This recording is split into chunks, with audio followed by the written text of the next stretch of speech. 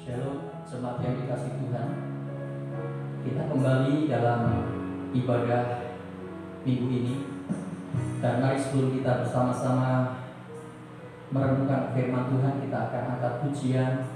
Engkau ada bersamaku di setiap musim hidupku.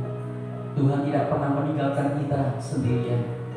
Apapun keadaan kita, Dia selalu bersama dengan kita. Mari kita siapkan hati kita untuk kita mendengar firman Tuhan dan kita menaikkan pujian. Engkau ada bersamaku di setiap musim hidup. Haleluya, Tuhan, Kau ada di setiap musim hidup kami, Tuhan.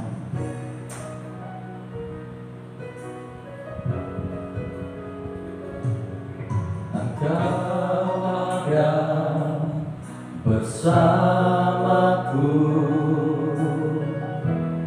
di setiap musim hidupku. Tak pernah Kau biarkan ku sendiri.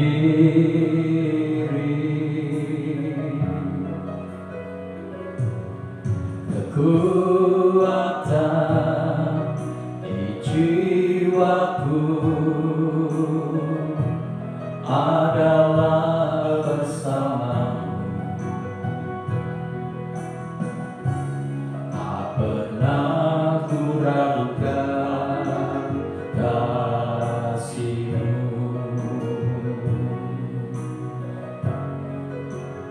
Bersamamu Bapa, ku lewati semua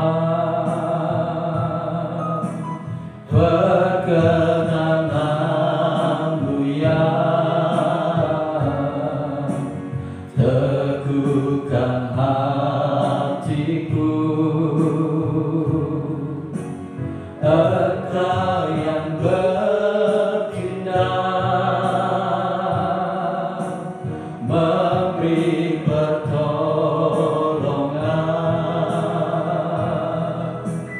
Anugerah-Mu besar melimpah bagiku. Sekali lagi Engkau ada bersama dengan hidup kami, Tuhan. Engkau ada bersamaku di setiap musim hidupku. Tak pernah Kau biarkan ku sendiri. Kekuatan Kau selalu beri kepada kami. Kekuatan di jiwaku adalah bersamamu. Tak pernah ku ragukan kasih-Mu. Bersamamu Bapa, bersamamu Bapa, ku lewati semua perkenananmu yang teguhkan hatiku. Engkau yang bertindak, memberi pertolongan.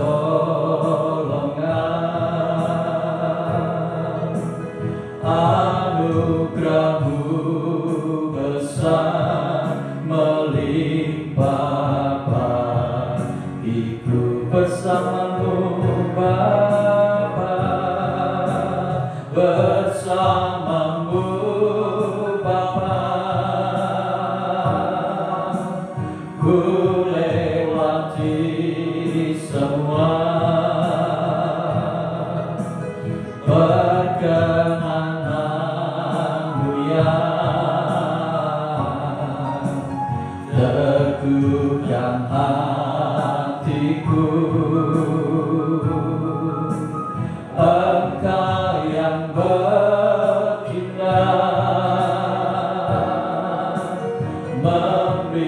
pertolongan. Anugerah-Mu besar melimpah bagiku. Anugerah-Mu besar, anugerah-Mu besar melimpah bagiku. Sungguh anugerah-Mu besar melimpah bagi kami. Anugerah-Mu besar melimpah bagiku.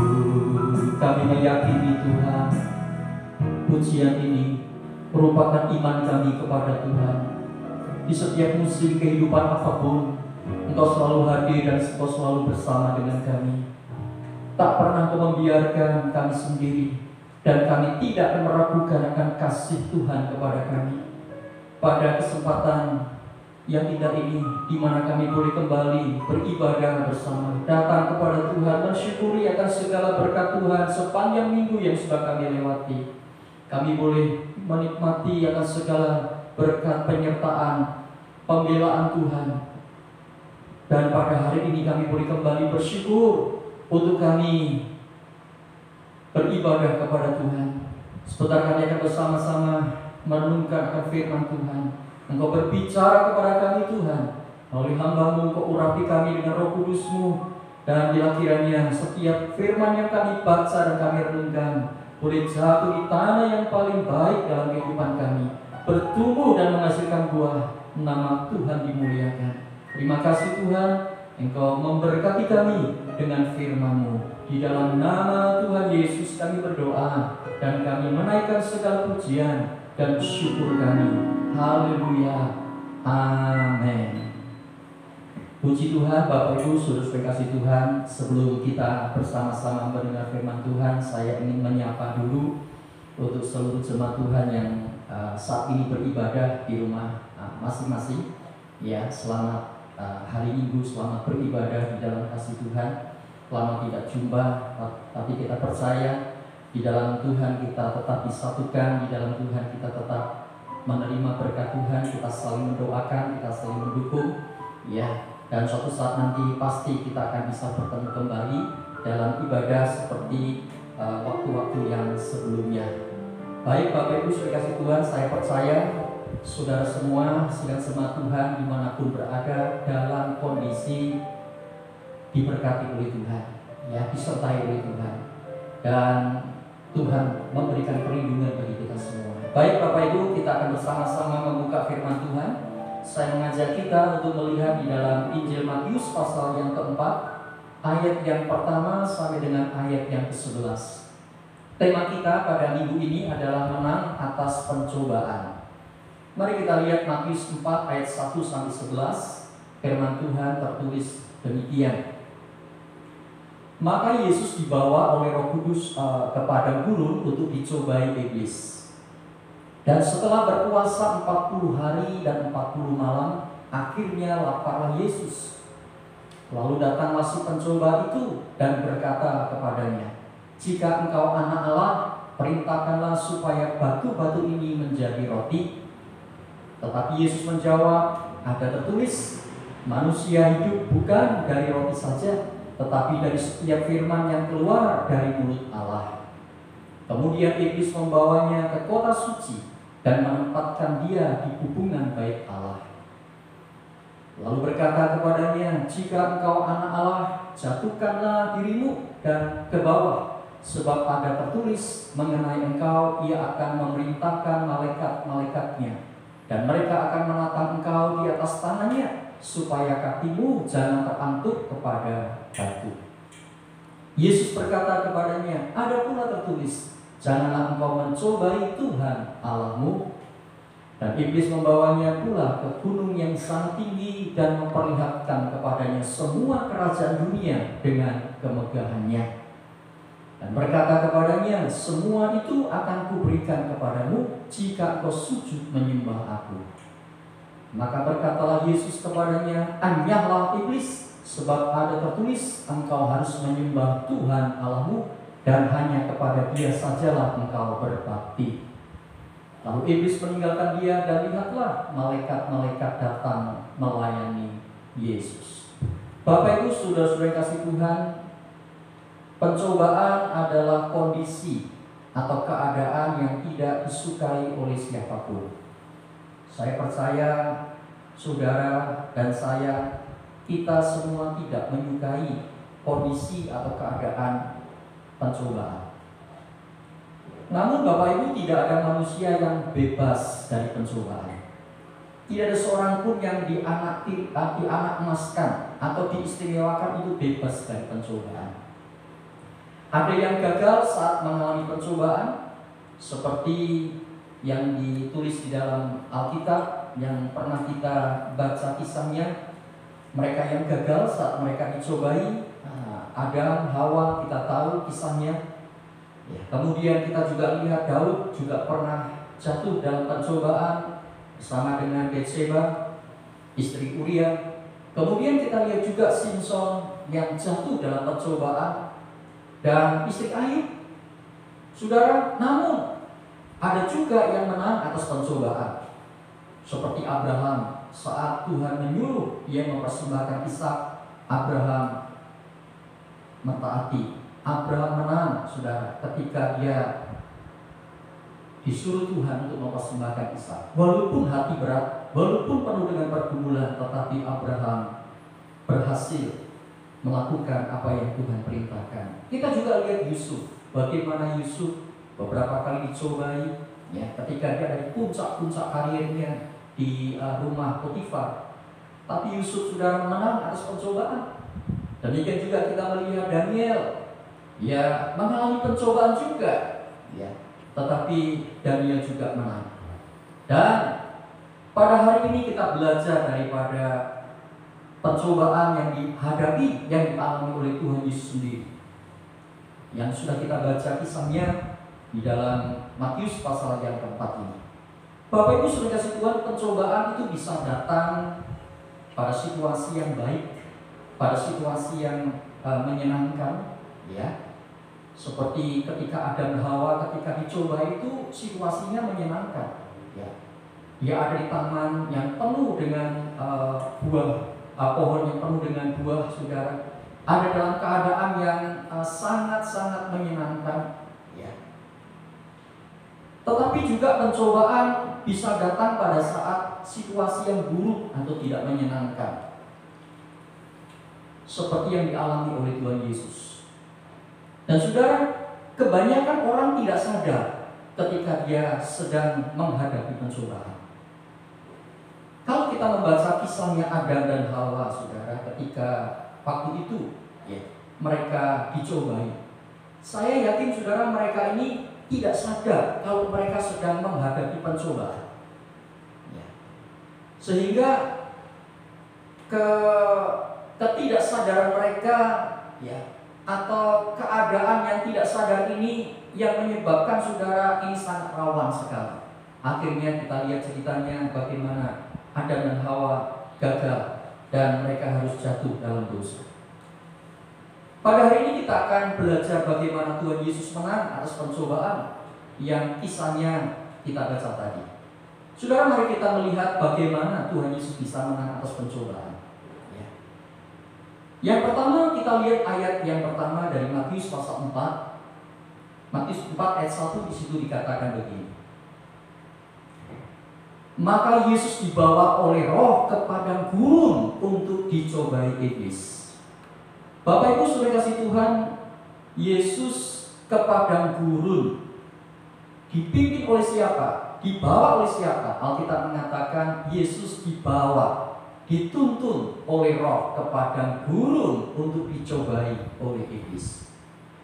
Bapak Ibu saudara kasih Tuhan, saat seseorang itu memberi dirinya dipimpin oleh Roh Kudus, tidak selalu Roh Kudus itu memimpin kepada keadaan atau situasi yang menggembirakan, pada situasi yang menyenangkan, pada situasi saudara yang penuh dengan berkat. Tidak selalu seperti itu.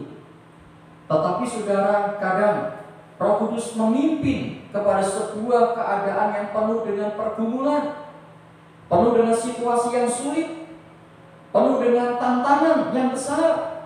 Mengapa sudah? Seperti Tuhan Yesus dibawa oleh Roh Kudus ke padang gurun, kepada sebuah keadaan yang sulit. Sudah tentu ada maksud, tentu ada sebuah tujuan.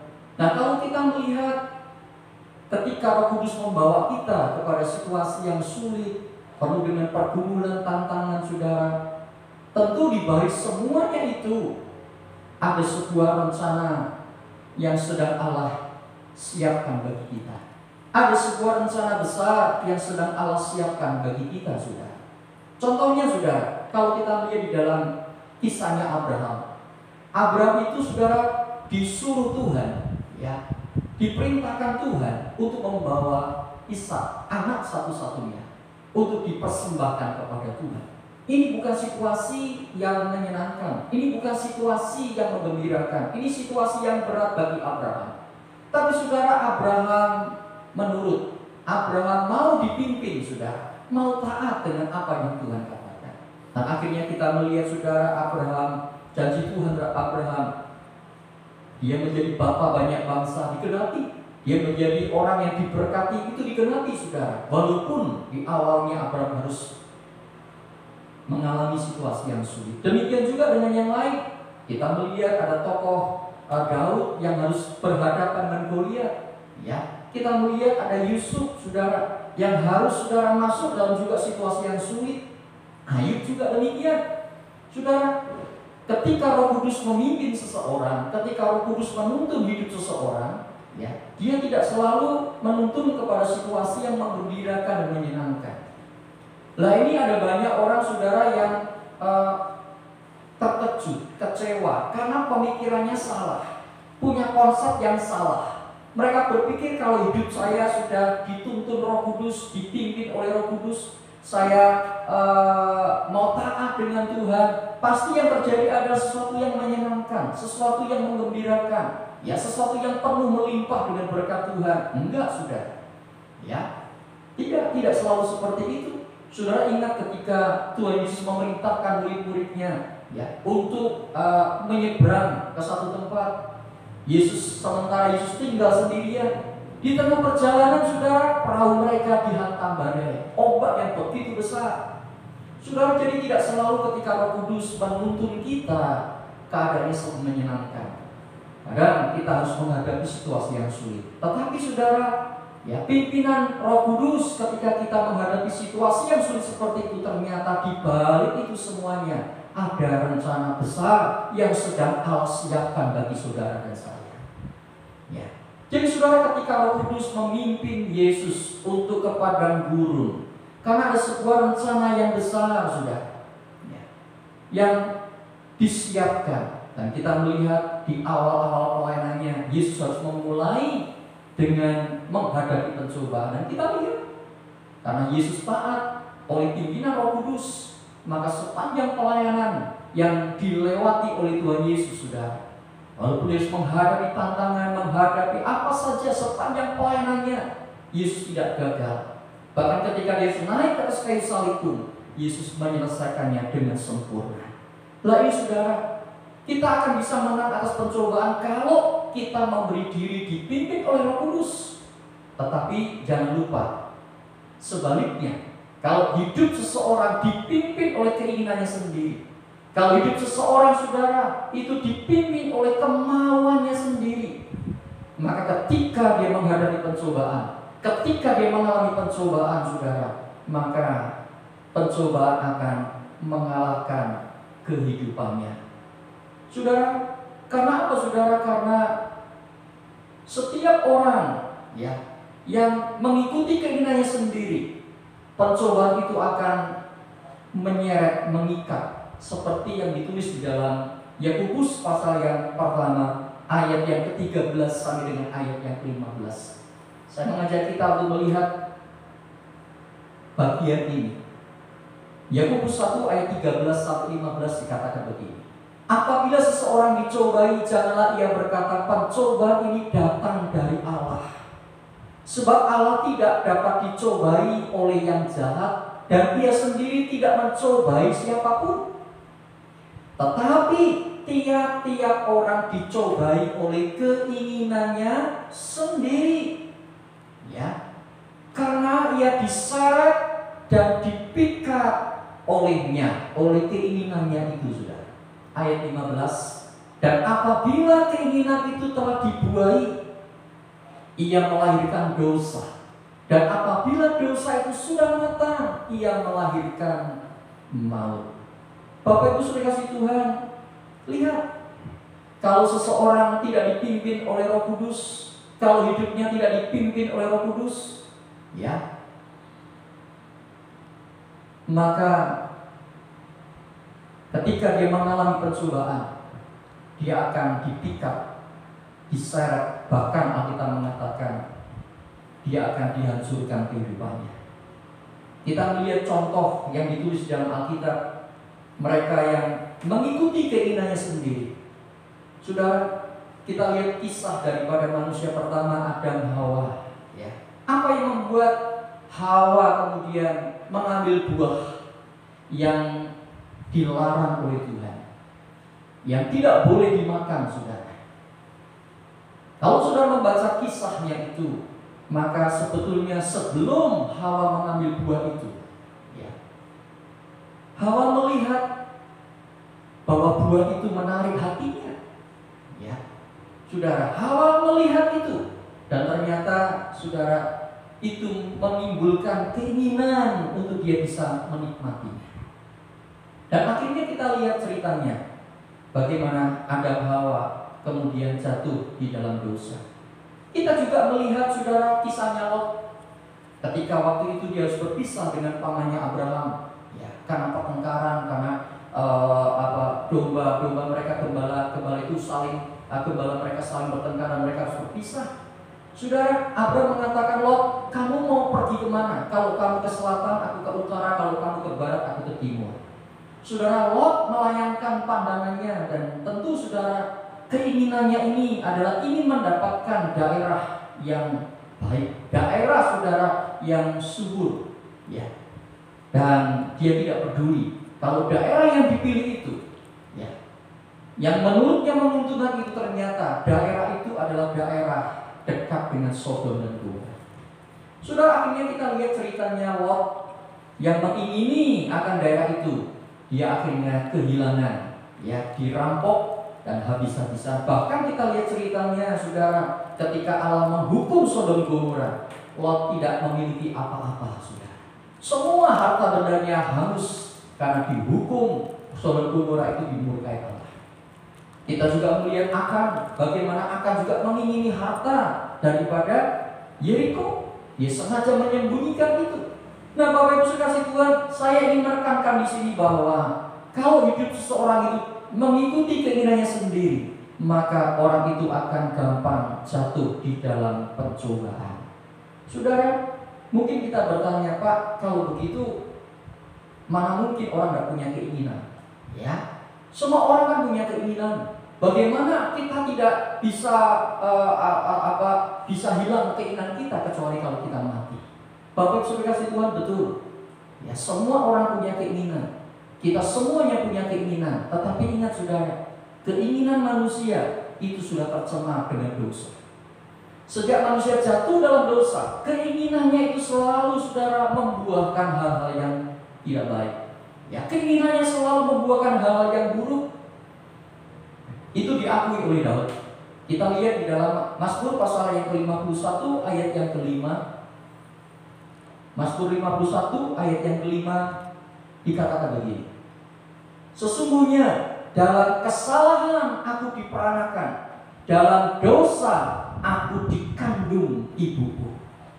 Daud mengatakan, saudara, sesungguhnya dalam kesalahan aku ini diperanakan, dan pada saat aku masih ada dalam kandungan, aku dikandung di dalam dosa. Artinya, saudara, ketika seseorang ini lahir di bumi ini, dia sudah membawa keinginan yang berdosa. Dia sudah memiliki keinginan yang berdosa. Coba saudara perhatikan seorang anak, ya, anak tidak usah diajari berbohong, dia sudah bisa berbohong. Anak tidak usah diajari saudara untuk marah-marah, ya, untuk mati-mati. Dia bisa mengerjakan itu. Dari mana? Karena ada keinginan yang sudah dibawa ketika dia masih ada dalam kandungan ibunya. Keinginan yang sudah tercemar dengan dosa. Ya. Itu sebabnya saudara, semua keinginan manusia yang tidak dipimpin oleh Roh Kudus, ya, itu akan diseret, akan dipikat, bahkan akan dihancurkan ketika orang itu mengalami pencobaan. Bapak Ibu saudara kasih Tuhan,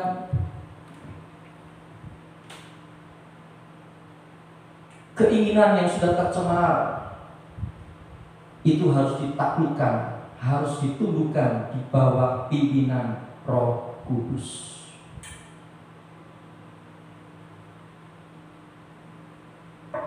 Bapak Ibu saudara kasih Tuhan, ini penting. Bagaimana kita bisa memenangkan pencobaan? Yang pertama, kita harus memberi keinginan kita, memberikan keinginan kita kepada Roh Kudus. Karena apa? Karena keinginan Roh Kudus itu berlawanan dengan keinginan daging. Ya, di dalam Galatia pasal yang ke-5, kita melihat Galatia pasal yang ke-5 ayat 16 sampai dengan ayat yang ke-17. Ini memberitahu kepada kita pentingnya kita setiap saat, setiap hari memberikan keinginan kita untuk dituntun oleh Roh Kudus. Maksudku adalah hiduplah oleh Roh, maka kamu tidak akan menuruti keinginan daging. Ya, ayat yang ke-17, sebab keinginan daging berlawanan dengan keinginan Roh, dan keinginan Roh berlawanan dengan keinginan daging. Karena keduanya bertentangan, sehingga kamu setiap kali tidak melakukan apa yang kamu kehendaki. Bapak Ibu saudara kasih Tuhan, meskipun ketika kita memberi diri kita dipimpin oleh Roh Kudus, kita juga mengalami kesulitan, kita menemukan kesukaran, kita menemukan saudara pergumulan yang berat, tetapi percayalah, Roh Kudus yang membawa kita sedang menyiapkan kepada perkara yang besar. Tetapi sebaliknya, ketika keinginan kita saudara yang menuntut kita, ya, ketika kita menghadapi pencobaan, ketika saudara kita mengalami pencobaan, ya, maka kita akan kalah dengan pencobaan itu. Ya. Kenapa? Karena keinginan kita sudah tercemar dengan dosa. Ketika kita melihat orang yang lebih sukses dari kita, ketika kita melihat orang yang lebih kaya dari kita, saudara, ada keinginan yang menyaingi, ada keinginan yang iri hati, saudara. Ya, kadang-kadang marah. Ya. Kok ada orang yang lebih hebat dari saya? Kok ada orang yang lebih sukses dan berhasil dari saya? Ya. Kok ada orang yang lebih bisa diterima dari saya? Saudara, akhirnya apa? Ada iri hati, ya, ada kebencian, ada kemarahan, dan akhirnya saudara, kalau hidupnya tidak dipimpin Roh Kudus, kebencian, iri hati, kemarahan, kekecewaan itu akan menghancurkan kehidupannya. Tapi kalau hidupnya dipimpin oleh Roh Kudus, saudara, ya, ketika iblis mencoba untuk apa? Memberikan kepada kita saudara suasana yang membuat kita iri hati, maka kita akan bisa menghadapi itu. Kita bisa saudara menyerahkan keinginan kita kepada Tuhan. Kita tidak akan kecewa, kita tidak akan iri hati. Kita akan bisa bersyukur. Karena walaupun orang itu mungkin lebih sukses dari kita, tapi kita percaya Tuhan pun sudah merancangkan sesuatu yang indah dalam kehidupan kita.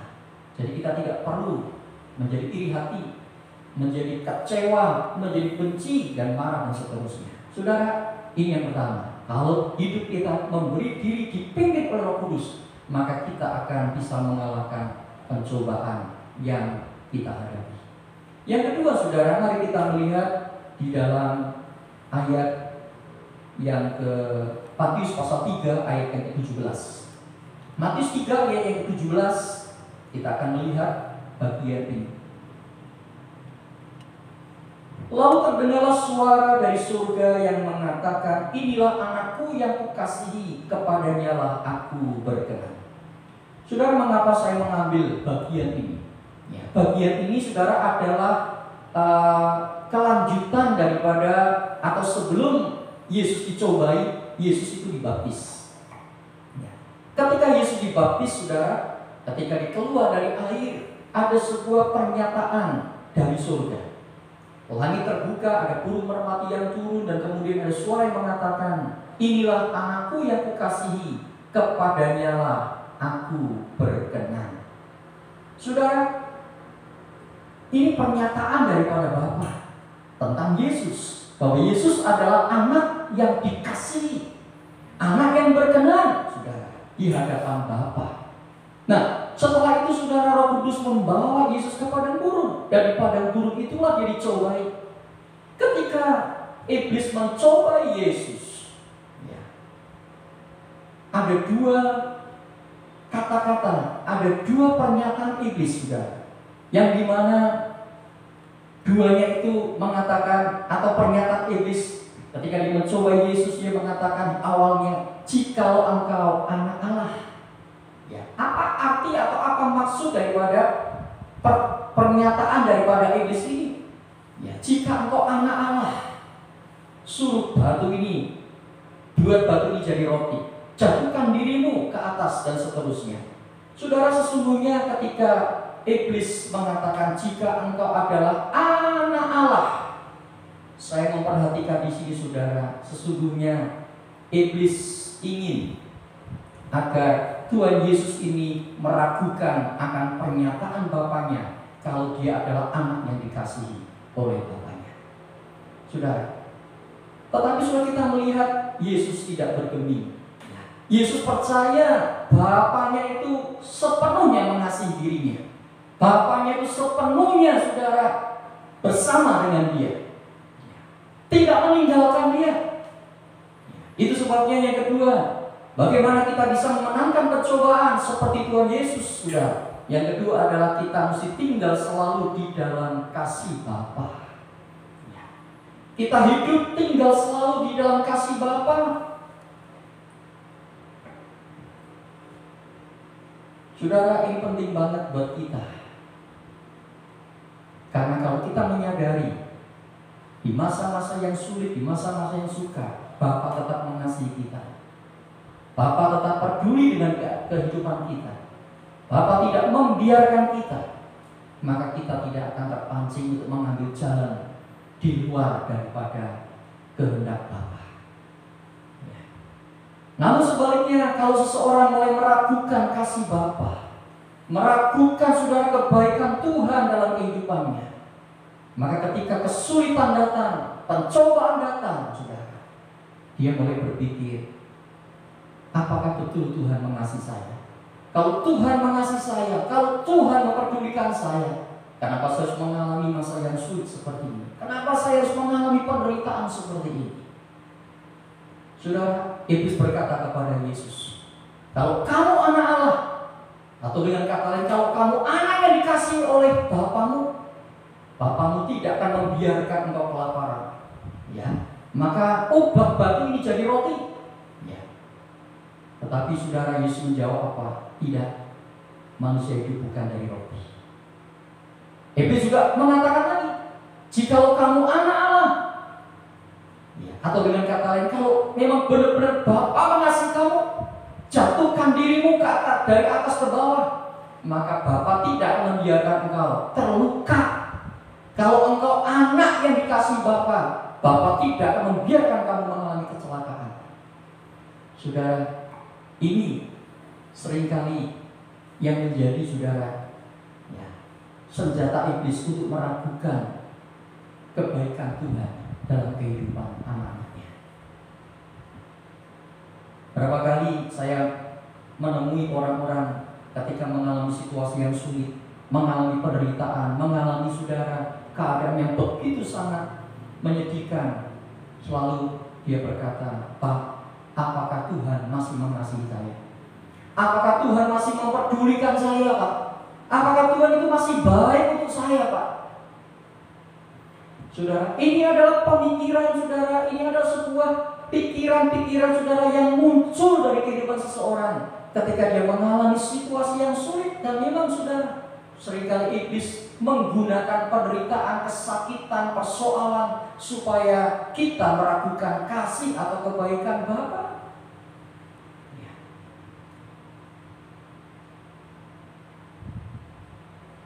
Penting bagi kita menyadari dalam keadaan apapun, God is good all the time. Tuhan itu baik dalam segala peristiwa. Tuhan itu baik dalam segala perkara. God is good all the time. Ya. Jangan sampai kita meragukan kasih Bapa. Karena kalau kita meragukan kasih Bapa, pencobaan akan mengalahkan kita. Pencobaan akan menghancurkan kita. Pencobaan saudara akan menggoda kita untuk kita keluar dan mencari solusi yang kita anggap baik bagi persoalan kita. Tetapi kalau kita tetap tinggal dalam kasih Bapa, apapun yang terjadi, kita percaya Bapa bisa mengubahnya menjadi sebuah kebaikan bagi kita. Ya, karena Bapa itu berdaulat. Hal-hal yang negatif, hal-hal yang buruk yang dipakai iblis saudara untuk menghancurkan kita di tangan Bapa, Bapa mampu mengubahnya menjadi sebuah kemenangan yang luar biasa. Itu sebabnya ketika mengalami pencobaan, tetaplah tinggal dalam kasih Bapa. Larilah kepada Bapa, jangan menjauh. Ya. Sadarilah, terus angkat hatimu di hadapan Tuhan dan terus pandang Dia dan nikmati kebaikannya. Paulus mengatakan, kalau Dia tidak menyayangkan anaknya sendiri untuk diserahkan bagi kita, kalau Yesus sendiri tidak menyayangkan nyawanya bagi kita, ya, diberikan hidupnya bagi kita, apalagi hal-hal yang lain. Wong hidupnya sendiri saja tidak disayangkan kok Bapak. Itu bentuk kasih Bapa yang paling besar Bapak. Dia berikan yang terbaik, yaitu kehidupannya. Saudara, masa-masa sulit yang seperti ini, ya, pandemi yang sedang kita alami, bukan hanya masalah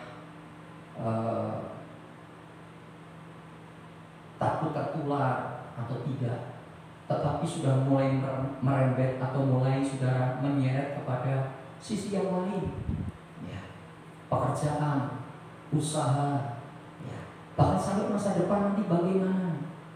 Sudah banyak orang saudara sudah mulai ragu, ya, putus asa. Tapi kita percaya Bapa pegang kendali.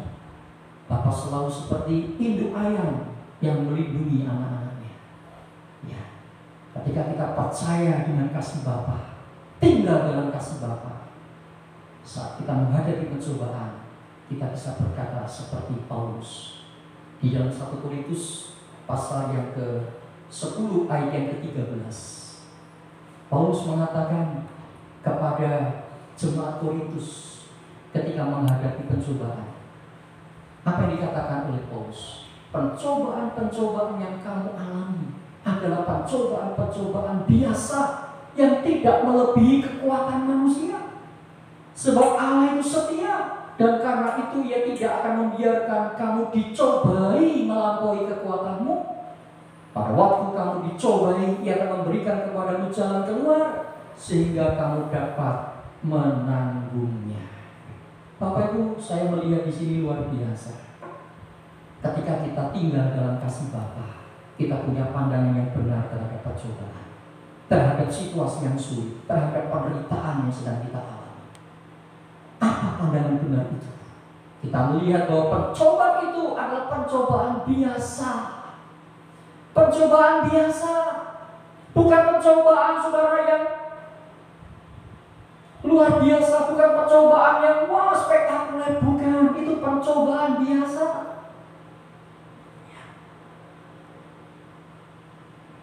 Dan bukan hanya itu saja, kita bisa memandang pencobaan itu saudara tidak akan melebihi kekuatan kita, tidak akan melebihi kemampuan kita. Kalau kita tinggal dalam kasih Bapa, kita yakin pencobaan itu tidak akan melebihi kekuatan kita. Kenapa? Karena kita punya kekuatan. Seperti Paulus mengatakan, aku cakap menanggung segala perkara di dalam Dia yang memberi kekuatan kepada. Dan juga saudara, pandangan yang benar terhadap pencobaan yang berikutnya, kalau kita tinggal dalam kasih Bapa adalah Allah itu setia. Karena itu dia tidak akan membiarkan kita dicobai melampaui kekuatan kita. Dia setia, dia bersama dengan kita. Dia selalu hadir dalam setiap situasi dan musim apapun. Dan yang terakhir dikatakan, ketika kita dicobai, Tuhan akan memberi kepada kita jalan keluar. Bapak Ibu saudara kasih Tuhan, kalau kita tetap tinggal dalam kasih Bapa, selalu ada jalan keluar ketika kita mengalami pencobaan. Tidak ada yang namanya pintu tertutup. Tidak ada yang namanya saudara jalan yang gelap. Di dalam kasih tidak ada ketakutan sama sekali. Saya mengajak kita untuk kita bersama-sama, ya, ketika kita mengalami pencobaan, yang pertama, beri diri kita dipimpin Roh Kudus. Jangan keluar daripada pimpinan. Jangan mengutamakan keinginan kita sendiri. Tundukkan keinginan kita di bawah kehendak Tuhan, kehendak daripada firman-Nya. Dan yang kedua, tetap tinggallah di dalam kasih Bapa. Dan yang ketiga, Bapak Ibu, bagaimana kita bisa menang atas pencobaan seperti yang dicontohkan Tuhan Yesus.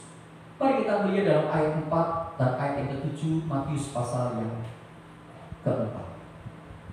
Matius 4 ayat 4 dikatakan demikian. Tetapi Yesus menjawab, ada tertulis, manusia hidup bukan dari roti saja, tetapi dari setiap firman yang keluar dari mulut Allah. Ayat yang ke-7.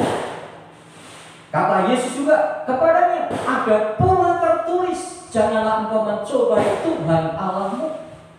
Saudara, 2 kali iblis mencobai meragukan kasih Bapa dalam kehidupan Yesus. Mencoba saudara untuk supaya Tuhan Yesus saudara berpikir tentang hal-hal yang buruk ketika dia mengalami pencobaan. Tetapi Yesus menjawab 2 kali, ada tertulis.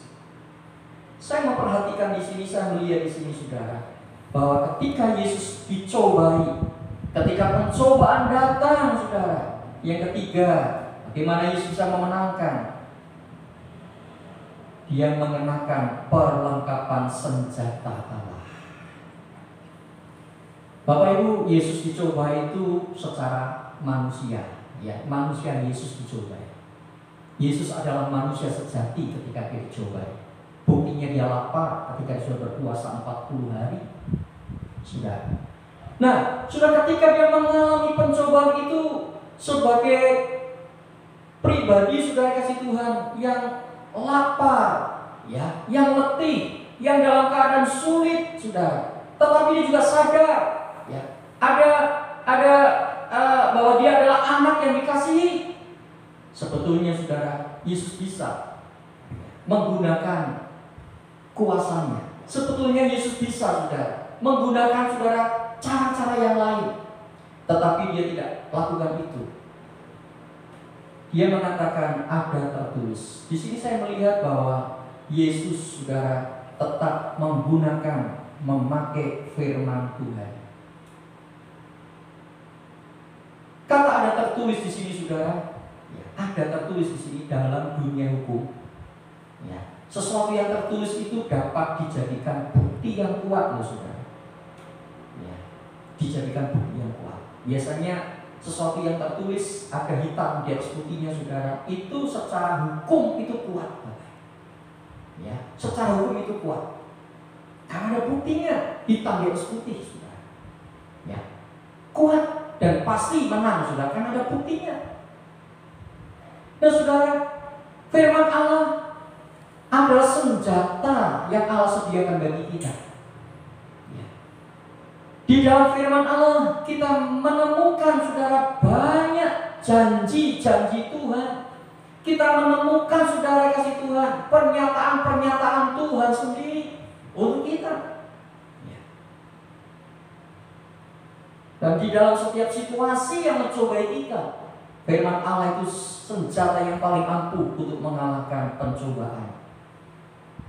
Karena melalui firman Allah segala sesuatu tercipta, segala sesuatu tersedia, terpelihara, saudara.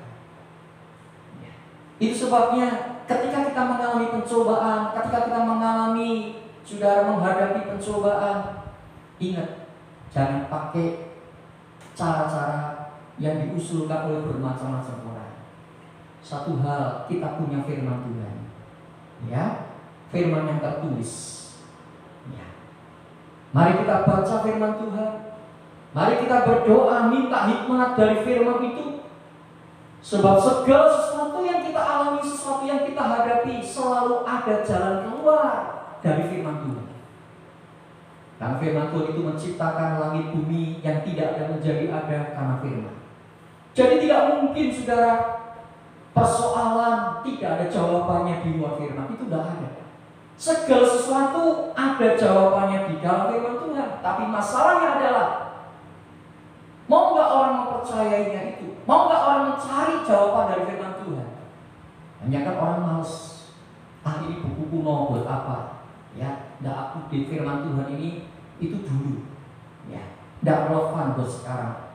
Buat apa cari firman Tuhan? Ini kan buku kuno. Saudara, enggak.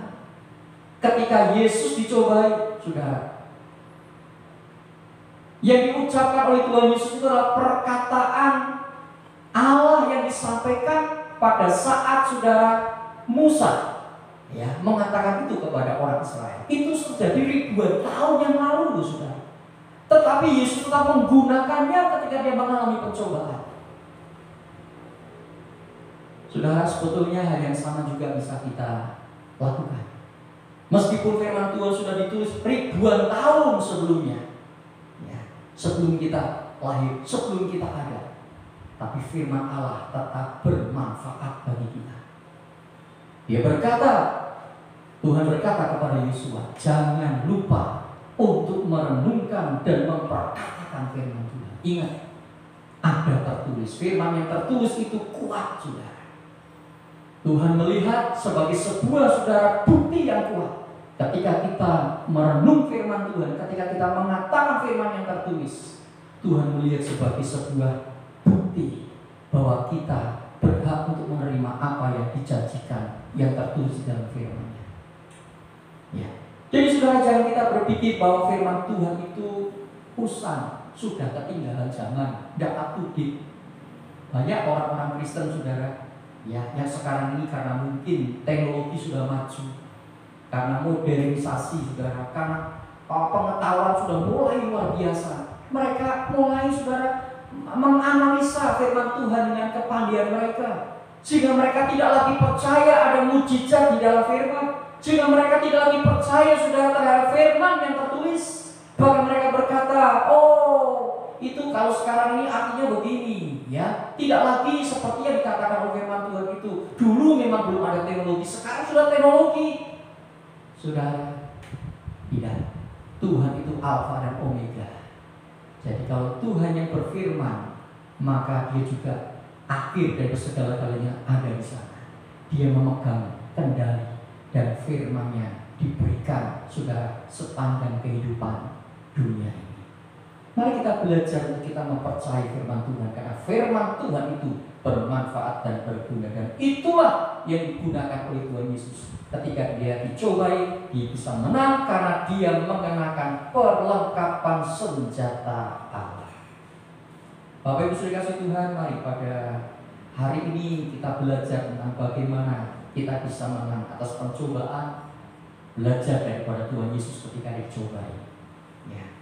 Yang pertama, mari kita belajar memberi diri kita dipimpin oleh Roh Kudus. Yang kedua, mari kita tetap tinggal dalam kasih Bapa. Kita tahu pencobaan seberat apapun, pencobaan sesulit apapun, kasih Bapa itu cukup bagi kita, bahkan melimpah bagi kita. Kebaikannya itu selalu ada bagi kita. Dan yang ketiga adalah mari kita gunakan perlengkapan senjata Allah, yaitu firman Allah.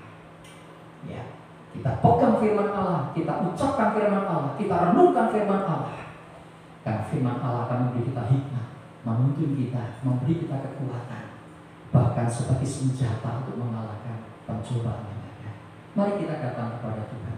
Kita akan bersama-sama sambut firman Tuhan dengan satu pujian. Ku tidak takut sebab Engkau besertaku. Ku tidak bimbang sebab Engkau adalah Allahku. Haleluya.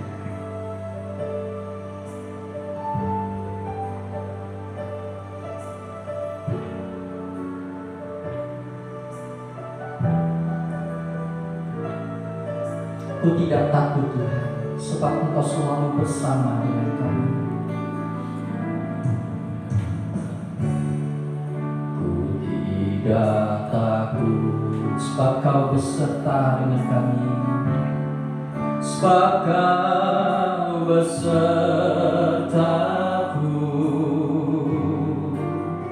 ku tidak bimbang. Sebab Engkau Allahku, Engkau meneguhkan.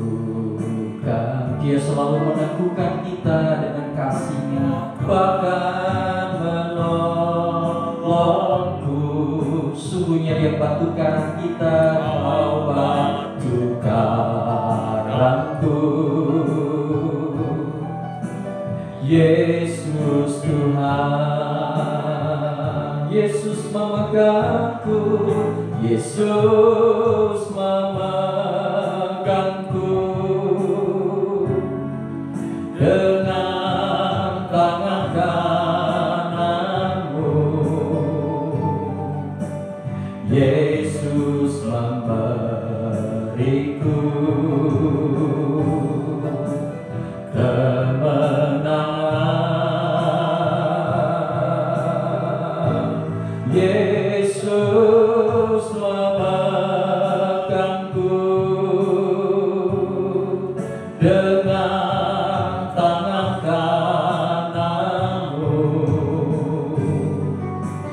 Yesus memberiku sekali lagi. Yesus memegangku dengan tangan kananmu. Yesus memegangku dengan tangan kananmu. Yesus memberiku kemenangan. Kami percaya Kau memberi kami kemenangan. Yesus memegangku dengan tangan kananmu. Yesus memberiku kemenangan. Yesus memberiku. Yesus memberiku kemenangan. Sekali lagi. Yesus memberiku. Yesus memberiku kemenangan.